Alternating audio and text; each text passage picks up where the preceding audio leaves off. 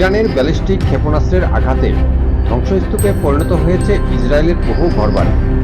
তবে প্রাণহানি তুলনামূলকভাবে কম। বলা হচ্ছে এর নেপথ্যে আছে পূর্ব প্রস্তুতি, প্রযুক্তি ও পরিকল্পিত নির্মাণ। আর আগাম সতর্কবার্তা, বোমা প্রতিরোধী কক্ষই ইসরায়েলের শেষ ভরসা। সরাসরি যুদ্ধক্ষেত্রে ইসরায়েলি হামলায় ইরানের নিহতের সংখ্যা বেড়ে দাঁড়িয়েছে 224 জন। তবে প্রাণহানির সংখ্যায় ইসরায়েল এখনও নিয়ন্ত্রিত, কারণ দেশটিতে প্রযুক্তির সঙ্গে রয়েছে কৌশলগত বিন্যাস। হোম ফ্রন্ট কমান্ড সতর্কবার্তা ও বোমা প্রতিরোধী কক্ষই দেশটির বাসিন্দাদের প্রাণ রক্ষার ঢাল। বলা হচ্ছে যুদ্ধ পরিস্থিতি মোকাবেলায় পরিকল্পিতভাবে ঘরবাড়ি ও স্থাপনা নির্মাণ এবং আগাম সতর্কতার কারণে ইসরায়েলি প্রাণহানি কম।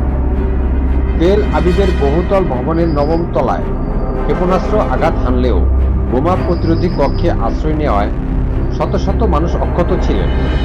অন্যদিকে রামাত গানে পুরনো ভবনের বেসমেন্টে লুকিয়ে বেঁচে যান বাসিন্দারা।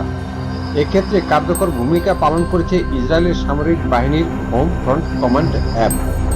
উৎক্ষেপণের পর ব্যালিস্টিক ক্ষেপণাস্ত্র ইরান থেকে ইসরায়েলে পৌঁছাতে সাধারণত প্রায় 10 মিনিট সময় লাগে, কিন্তু এই অ্যাপ দিয়ে ইসরায়েলের সামরিক বাহিনী ক্ষেপণাস্ত্র ছোড়ার কয়েক মিনিট আগেই হামলার বিষয়টি শনাক্ত করতে পারে।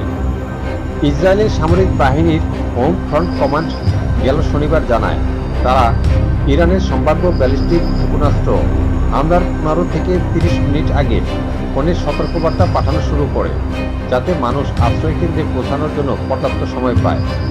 এছাড়া বেসামরিক নাগরিকদের বোমা প্রতিরোধী কক্ষের কাছাকাছি থাকতে নির্দেশনা দেওয়া হয়। তবে ইরানের ক্ষেপণাস্ত্র হামলায় ইসরায়েলের বহুত ক্ষয়ক্ষতি হয়েছে, বহু বিল্ডিং ভবন ধ্বংসপ্রাপ্ত হয়েছে, অনেক মানুষ বিভিন্ন জায়গায় আশ্রয় নিয়ে বেঁচে গেছে। ইসরায়েলের ধ্বংসপ্রাপ্ত বিল্ডিংগুলো প্রায় ফিলিস্তিনের মতো দেখাচ্ছে, মনে হচ্ছে এ যেন আরেক ফিলিস্তিনি।